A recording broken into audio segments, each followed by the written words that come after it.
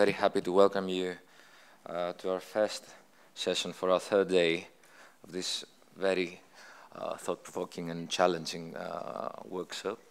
I'm very happy to chair a session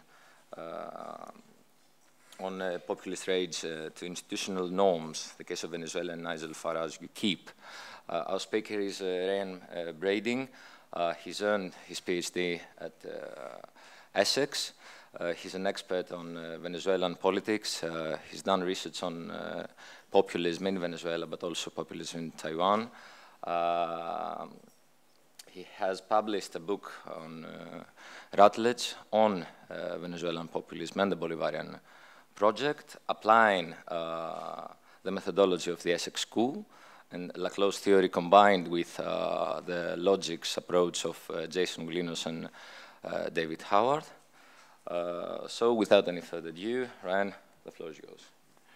Hello. Well, thank you very much for the opportunity to do this, this presentation. To all of you, I know that a lot of work to do this.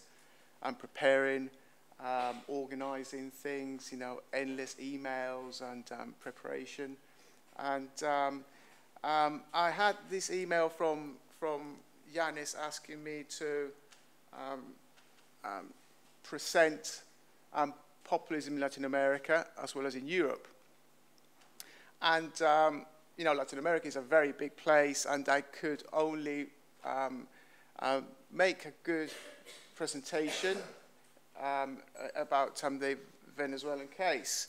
And in terms of Europe, I'm in the UK, and I'm half British, half Venezuelan.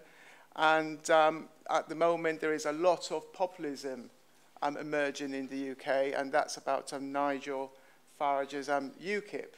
So I thought it was a good way of trying to put those two things together and to see if I could make some form of contribution in terms of a comparative way of see what we can learn from two rather dissimilar cases. My personal experience in terms of populism, it started really in 2003. I was living in Taiwan, and I realized that there was a lot of the methods, the practices, the political practices that were emerging in Taiwan was populism, and it was very, very similar to what was going on in Venezuela. Now, the populism in Taiwan is very much to do with nationalism, because Taiwan, the official name of Taiwan is the Republic of China. So we have two Chinas, the People's Republic, which is Beijing, and the Republic of, pardon? Yeah.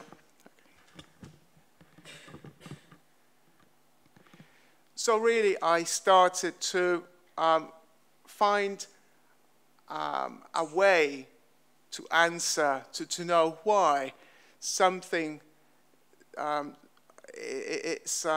is happening in two countries that are absolutely different, an Asian one and a Latin American one.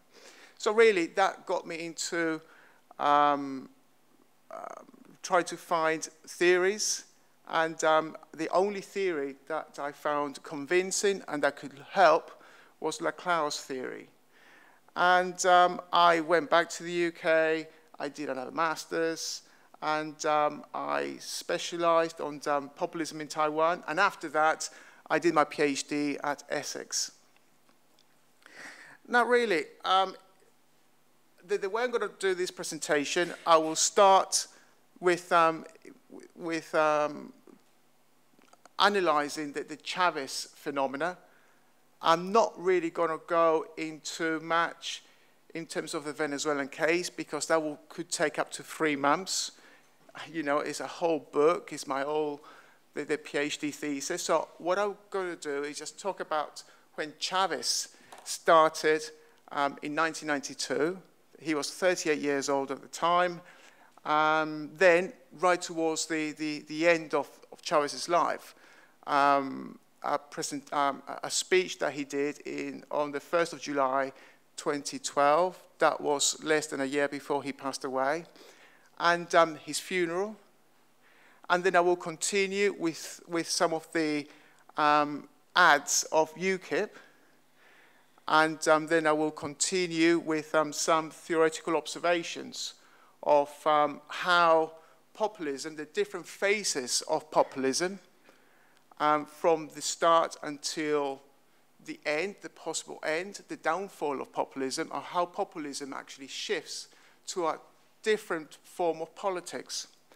And then I will add on some categories which I think will be very useful to do a comparative analysis of the English case as well as the Venezuelan case, and I could apply that to the Taiwanese case.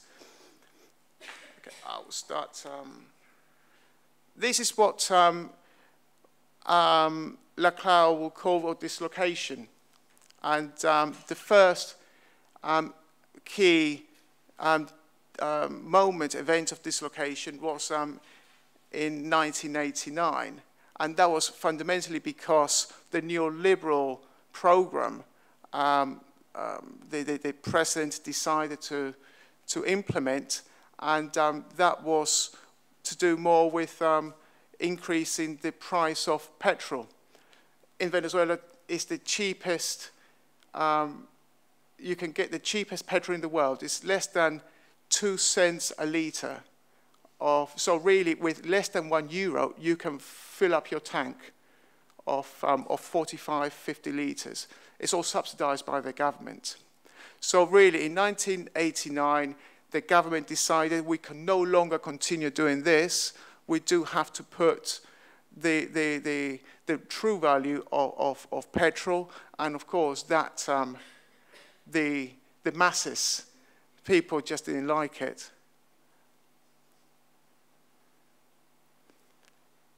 I'm giving you some sort of some photos of that period. The official figure, how many people died, is about 300, but the truth is it was more than that. There's approximately 3,000 casualties in a matter of 3 to 4 days. I was in Caracas at the time, and I do remember at night the shooting in the slums. It was almost like fireworks, but it was obvious that there was a lot of killing.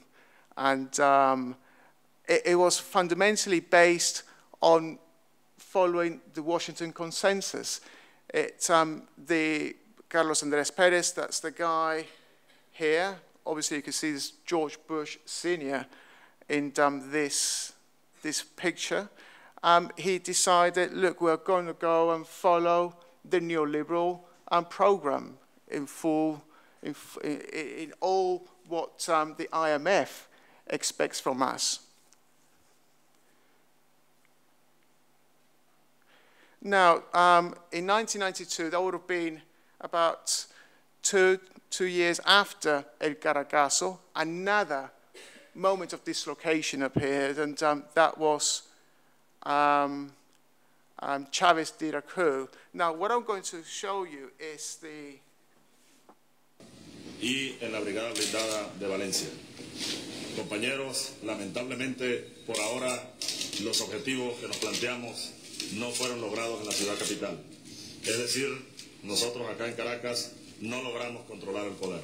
Ustedes lo hicieron muy bien por allá, pero ya es tiempo de evitar más derramamiento de sangre, ya es tiempo de reflexionar y vendrán nuevas situaciones y el país tiene que enrumbarse definitivamente hacia un destino mejor. Así que oigan mi palabra, oigan al comandante Chávez que les lanza este mensaje para que por favor reflexionen y se pongan las armas, porque ya en verdad los objetivos que nos hemos trazado a nivel nacional es imposible que los logremos. Compañeros, oigan este mensaje solidario, les agradezco su lealtad, les agradezco su valentía, su desprendimiento, y yo ante el país y ante ustedes asumo la responsabilidad de este movimiento militar bolivariano. Muchas gracias. Les agradezco que la colaboración que han tenido los medios de comunicación social, y hasta luego. unfortunately, that the YouTube, the way I did the PowerPoint, it should have some subtitles in English, but somehow it's not, here in Greece, there are no subtitles. But this is the speech. It's a 1 minute, 10 seconds speech. And what's important about Chavez's speech was that in a very short time, he managed to become a symbol of change, and he became like a key figure to a lot of people that felt very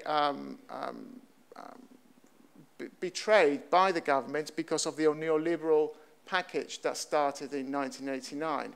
Now, one of the things which are called the empty signifier, it's moment for now, which is the por ahora. And 2 days ago, we were talking about speeches and how we can analyze it based on how many times a word is said. And I can't remember exactly what was the software. But one of the things that I think is very important when you're going to analyze a speech is the location, is the time, and this speech was done in the presidential palace. So it was at the moment that he decided to surrender, and there were no mobile phones, so he asked to get the national TV, or all the stations, for him to inform other his comrades to also surrender, and there are different cities of the country. But of course, that became a key moment for Chavez. It's almost like an X factor. You know, it was the moment for him to let all the people that there was also somebody trying to do and change the system. And the por ahora is still used today as the empty signifier. An empty signifier that gave which that was his objective, that he failed in the coup, but that didn't really mean that he was going to give up. And what I find quite an interesting resemblance with Arnold Schwarzenegger's I'll Be Back, which is very, very much the same, but Arnold Schwarzenegger was in 1984, so automatically I thought there was a little bit of plagiarism going on here. And what's also interesting, Arnold Schwarzenegger used I'll Be Back a lot during his campaign as governor of California.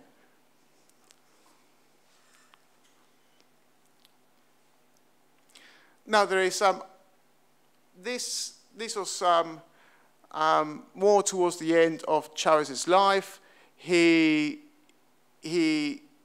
got cancer in June 2011. He informed the nation that he went to Cuba and that he was trying to recover. However, what really happened with his treatment, what kind of cancer he had, became a state secret, you know, and the media kept on saying that he was, the treatment was successful, that he was cured.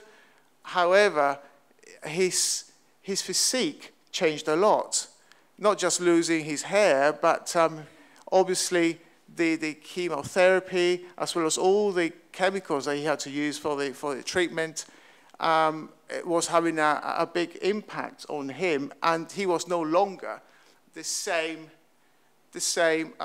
key political leader as the populist Venezuelan man of emancipation. Chávez ya no soy yo. Chávez es un pueblo. Chávez somos millones. Tú también eres Chávez, mujer venezolana. Tú también eres Chávez, joven venezolano. Tú también eres Chávez, niño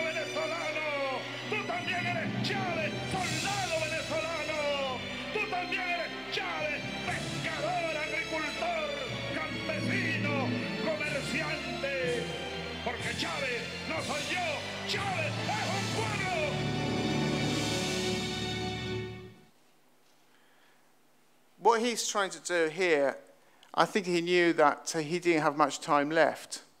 So the plan was to make his name, that everybody that supports Chavez is also Chavez.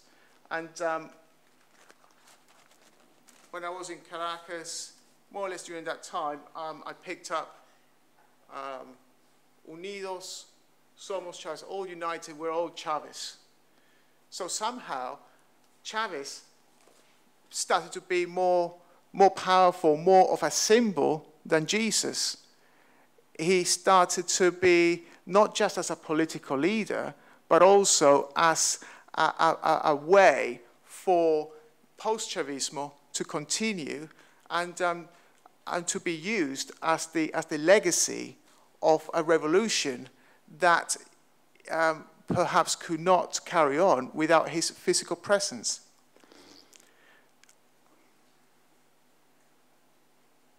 Chavez.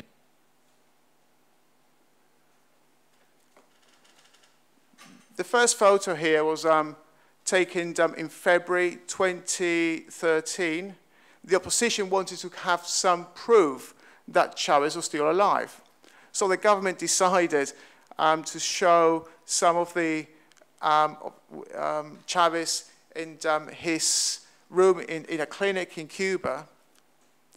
But really, automatically, it became, these photos were contradicting with each other. So it looks more like a Photoshop, poorly made. You could see that on one photo, you get the Venezuelan flag like a jacket, which is the yellow, the blue, and the red color. But then at the same time, you'll have something a little bit different, and you get some medical components on the wall, but not on the other. And that's Chavez with his two daughters.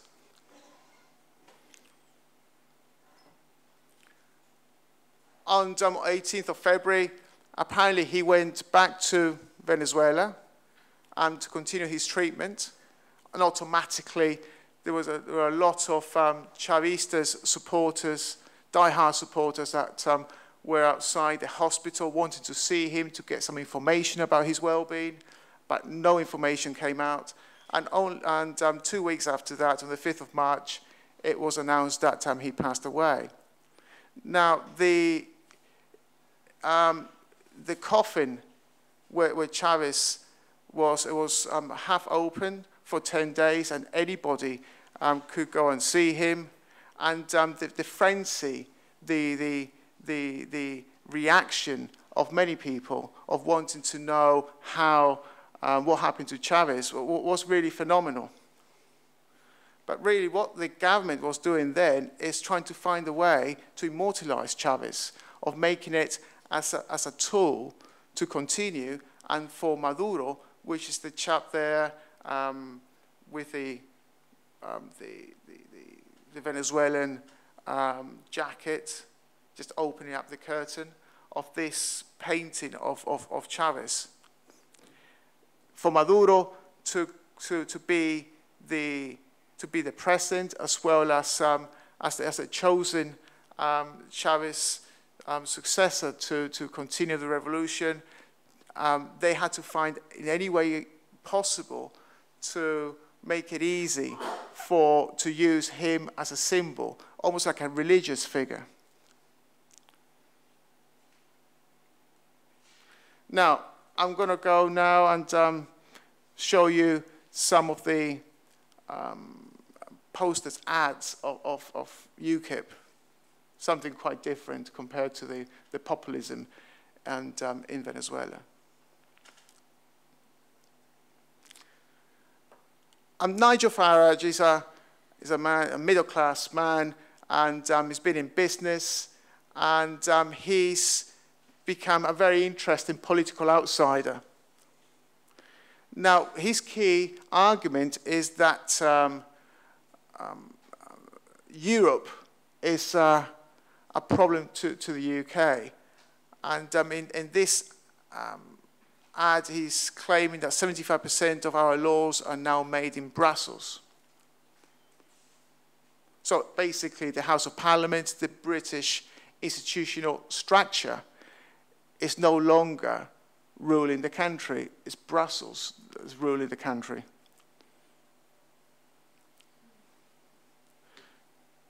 He is a real political outsider. He's claiming that all the other politicians, Nick Clegg of the Liberal Democrats, Ed Miliband of Labour, and David Cameron, who's the Conservative Prime Minister, all of them somehow cannot do anything, and they are almost like servants of Europe. Whereas he's the only one who could do something for the UK. So it's very interesting. We'll give Britain its voice back.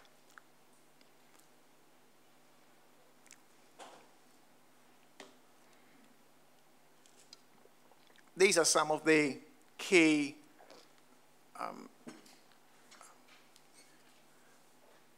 points they used before the elections in May this year, trying to persuade people to vote for UKIP and not the Conservatives, Labour or Liberal Democrats.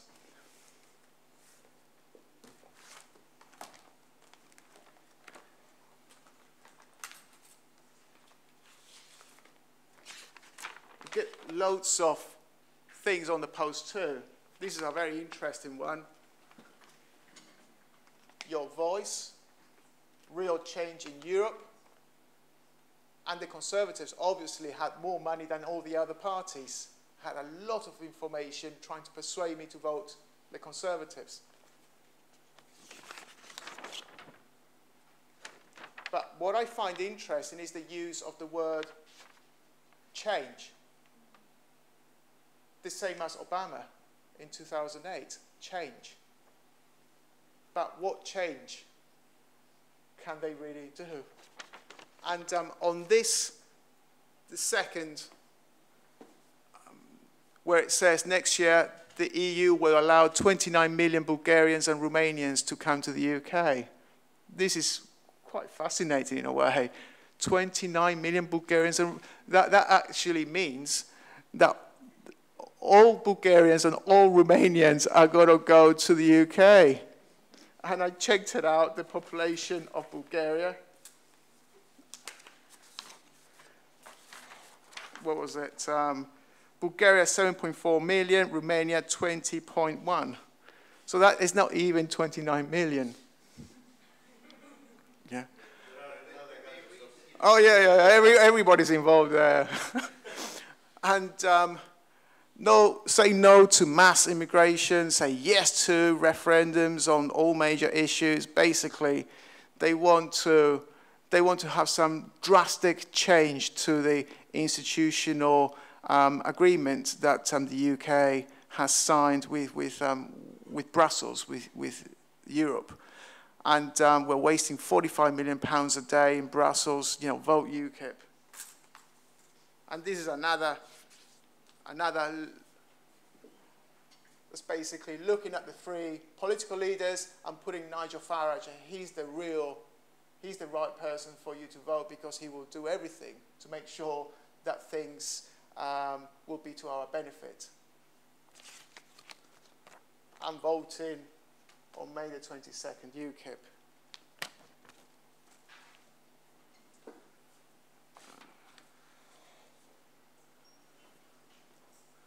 No border, no control. The EU has opened our borders to 4,000 people every week. So basically creating a degree of fear. We do have to stop all these EU letting freedom of all EU citizens to come to the UK and do as they wish. Fundamentally because the healthcare can no longer continue giving services to EU citizens, also to do with the benefits and so on. Now, this is a very shocking one. Guess whose children EU migrants want to eat? So this starts to become very, very aggressive and getting right to the point. Eat. They want to eat your children. The EU migrants, all the gypsies. I think that they're talking about the Romanians of the gypsy. I think that's the key objective on this one, really. Vote UKIP Thursday, May the 22nd.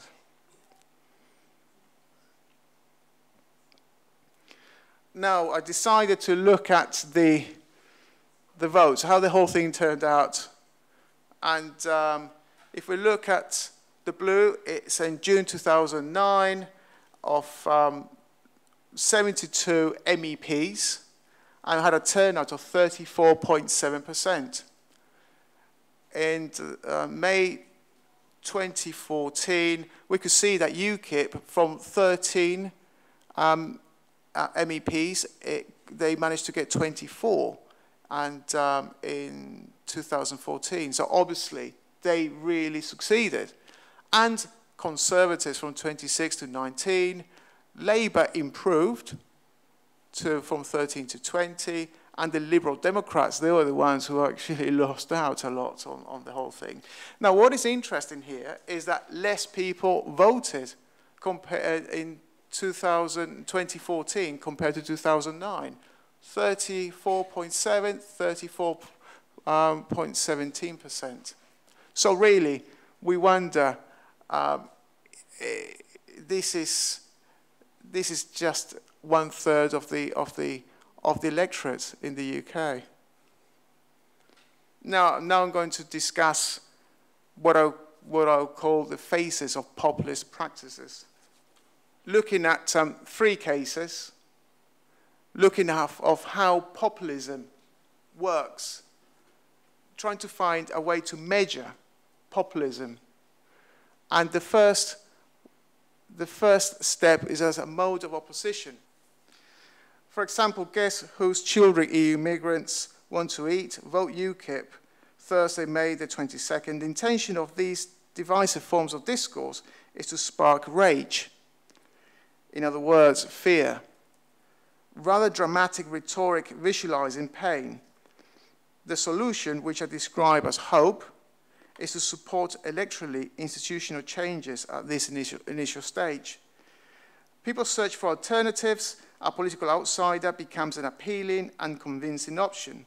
Rejection to both the established parties and the leaders becomes obvious in the heated rhetoric a populist outsider articulates. Basically, there is fire in the discourse. It's because there is a lot of smoke around the community, the city, the country.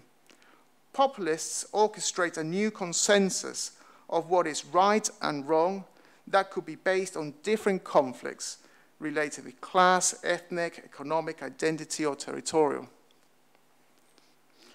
Populists constructed with that dichotomic and frontier.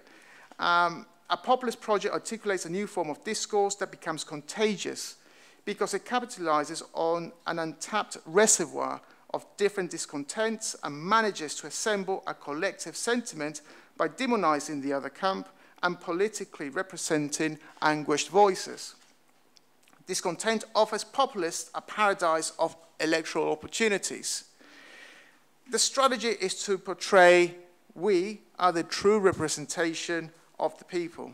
Therefore, populists feel they are entitled for political electoral support by articulating a different style of doing politics.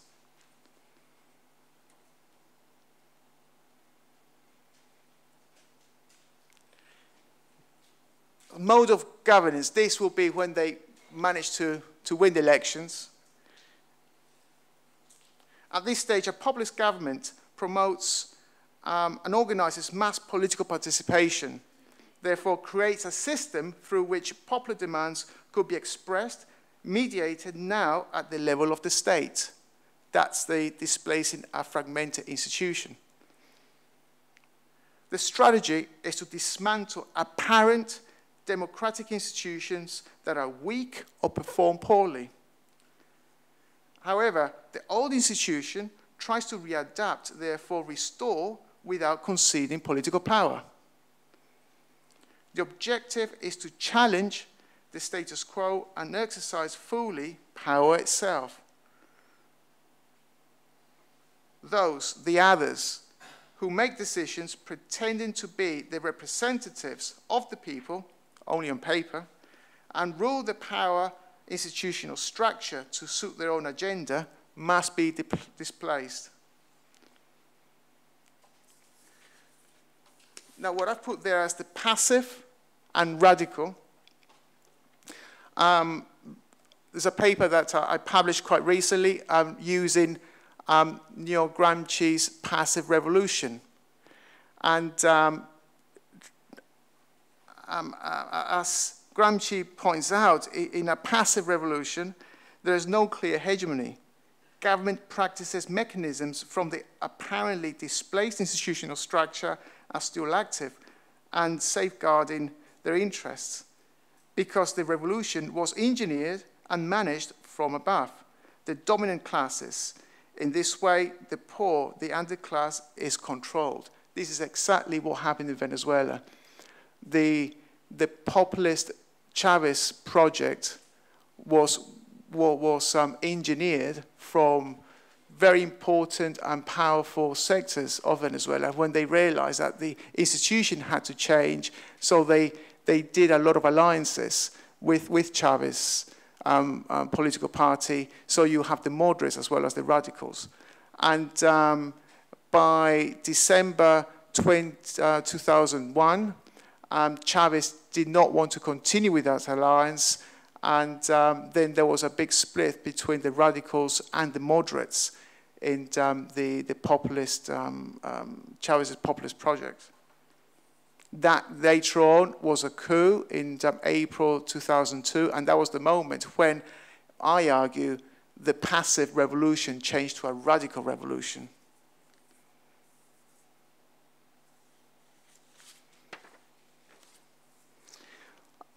Political hegemonization, that's now onto the radical side of the mode of governance. As discontent emerges, the populist government uses state power to prevent affiliates of the old order regain lost electoral ground. Warning signs of potential downfall appear.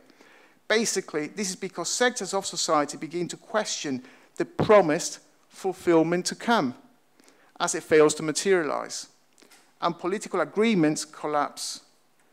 Moderate voters and politicians who invested in the project change camps. In other words, internal conflict in the equivalential chain. This helps to crystallize, the crystallization of the chain. This is resolved with a rhetorical reminder of the displaced old system as the evil, the enemy of the people. The strategy is to reinforce its own political legitimacy and authority. At this point, a populist needs to remind the awakened society that the new hegemony is the true representation and the power of the people. Those who disagree must comply with the new rules the party advocates and accept new hegemonic protocols. Dialogue and inclusion is fully unacceptable. Recognizing different views is against the values of the new society, i.e., clear rejection to agonism, pluralist practices. This is, to me, the next stage of populism. Populism starts to be more like a totalitarianism.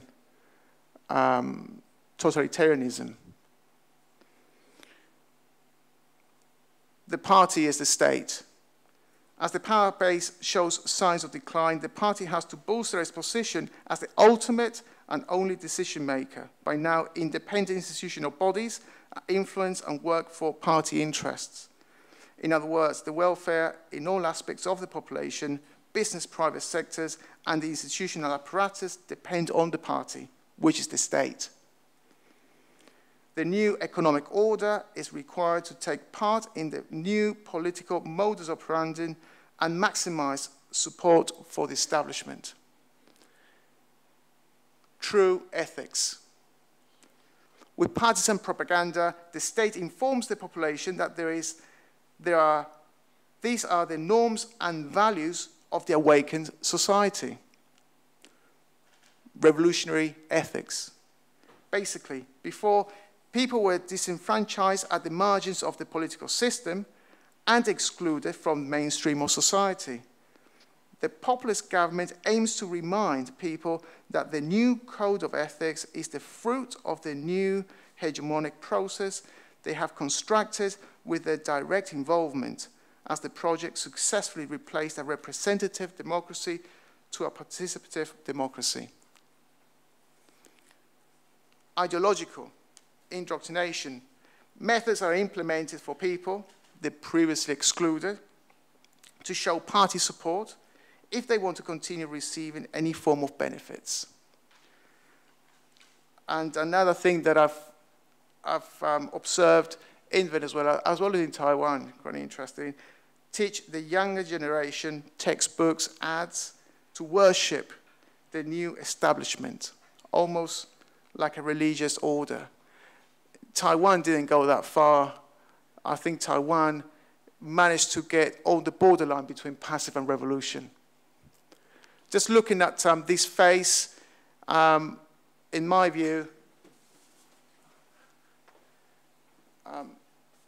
Thatcherism did manage to change to somehow the fragmented institution. When Labour, she won in 1979, some of her ideas was to implement neoliberalism in the UK, and she succeeded. So she did change the institutional structure. And I think I could look at certain ways of populism, like New Labour, New Britain. Tony Blair also tried to change certain things about the institution, and he was very successful. Some form of populism, but to me, it was a relatively mild populism.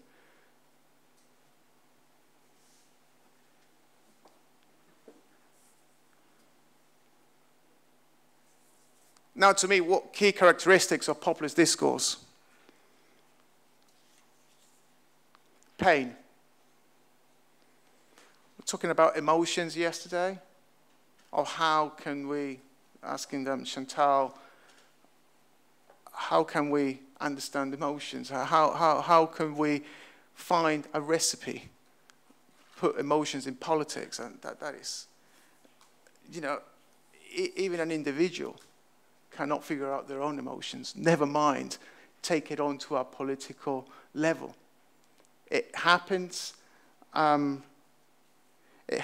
because there is perhaps a lot of grievance and a lot of things that somehow a political leader finds a way to articulate certain points, like in the Venezuelan case, the por ahora became an empty signifier. So it was a way to transmit and to connect with the excluded population their pain, to understand how they felt at that time. I'll put there as a traumatic past. Populist politics make effective use of past painful events, dislocation. The process of reinterpreting past events, modification of the facts, is quite common.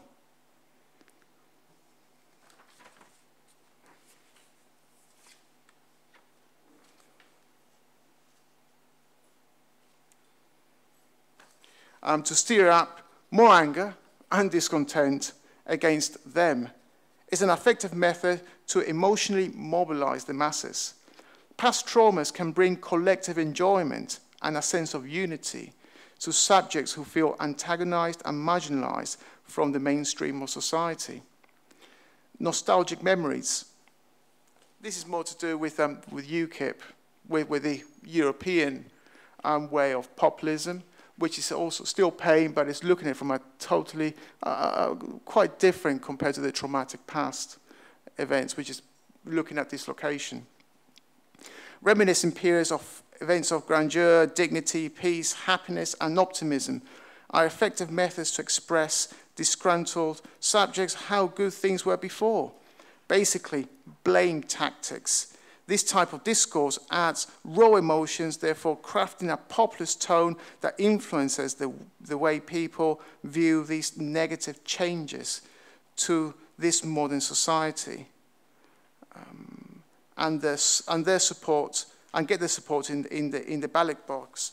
Basically, multicultural is by default, not by design. It's trying to emphasize that society has become multicultural by mistake. They stole our enjoyment. We must recover the good old days. It's the kind of discourse, in my view, UKIP and European populism is trying to articulate.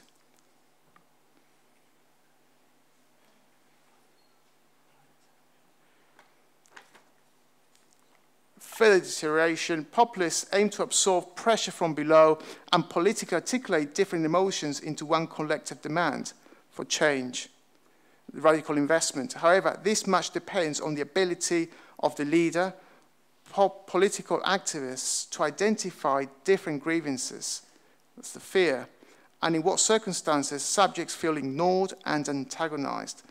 Populists need to select the right political discourse to express it and make good use of it for electoral campaigning, as well as reproduce the core values of emancipation. Anti-empire, anti-oligarchs, anti-revolutionists, anti-Euro, foreigners, and so on. We must defend ourselves now and stand up firm against traitors and foreign invaders. Hatred and xenophobia. We have to remember populist politics emerge and succeed because a system can no longer cover a growing political vacuum. The key emphasis in populist discourse is to focus on the negative impact of dichotomy in that society. Populist leaders feed on confrontation, insinuation, and political victimhood. Understandably, this encourages more hatred and further divides the two camps in a deeply polarized society. Xenophobic allegations and defensive counterattacks add a very toxic mix to a complex and unstable environment. Becomes contagious.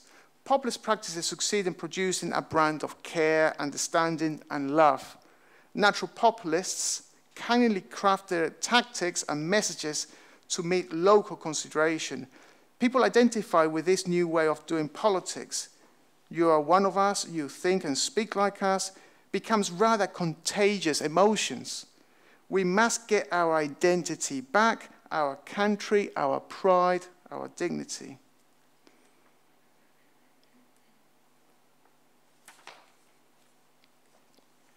Second-class status, the appearance of a genuine, convincing, compelling, and persuasive political outsider, articulating new ideals, touching the hearts and minds of disgruntled citizens who want change, offers hope to the people. These new faces in the political scene create new possibilities of a fair and fulfilling future. The right to elect honest politicians and fight against old, out-of-touch, corrupt, arrogant, and deceitful politicians opens the stage for populists to mobilize the masses and get strong electoral backing. The truth is that fulfilled future does not exist. Still, as there is no timeline, the myth of fulfillment is also endless. Lost, recovered ground, well, we must get our country back, is the kind of rhetoric many people relish. Calls to displace the old political establishment that is not fit for purpose because it is failing to think accordingly and protect the nation and its people is the line of argument angry voters want to hear. People want a politician who can set things straight. No more sleazy political cover-ups. Now, the way I will look at this is looking in terms of time.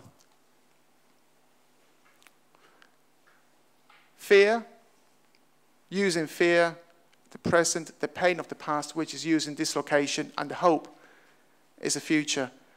Hope, we could look at it from logics of fantasy to some extent. Perhaps we could look at the logics of politics and social politics and logics of fantasy here in one way or the other. But it's just looking how the discourse in populism, what makes it work, how we could analyze it, of what it's trying to, what's the message. Now, this is another element which I think is very important, is the space. It could be a place like Chavez's speech in 1992, that was in the presidential palace, and a territory, that could be the country. So all these things, in my view, interconnect with each other. And comparative methodology, the notion of populism lives on because it retains some utility, at least when interpreted loosely and not analyzed from a theoretical perspective. Comparisons can often prove misleading and counterfactual. I mean, in my view, I'm looking at the Taiwanese case, I'm looking at the Venezuelan case, and I'm also looking perhaps how I could do this with UKIP at the same time. So it's not easy, but in my view, it's important to find a very simple way of doing so, particularly when you're looking at discourse, because it could be such a complex way of comparing one discourse, one empty signifier, from one place to another, when the historical and the grievances can be quite different. Logics of difference and equivalence are useful theoretical categories to determine if antagonized people have true representation in politics. Logics have helped me understand how, in spite of internal conflicts among different sectors, compromise and agreement can be reached simply because they all share a common enemy. What I found is that the logics of difference and equivalence changed a lot in Venezuela in 2001, 2002, and when they they cleaned up the logics of equivalence, it became a radical, in full form, the revolution, and particularly with the support of the Cuban, the socialist agenda that Chavez decided to import in Venezuela. In my view, knowledge of the fabric of society is critical for this kind of investigation. Thick description helps uncover key features about grassroots sentiments and populist politics. I'm half Venezuelan. I lived in Venezuela when I was a kid, and really, doing this kind of project is a very personal thing. And being abroad, in a way, has, if anything, reinforced my Venezuelan identity. So you do not have to be in one country to feel your national identity. And also, looking at the country from the outside, you get a much better view of what goes on. If you're in a country on a daily basis, you adapt yourself without realizing, and you cannot really identify how things are changing and try to figure out why that's happening. Curiosity and intuition is very, very important if you want to investigate populism. Think with your head, your mind, not the heart. And really, populism is a different style of doing politics. Okay, well, thank you very much.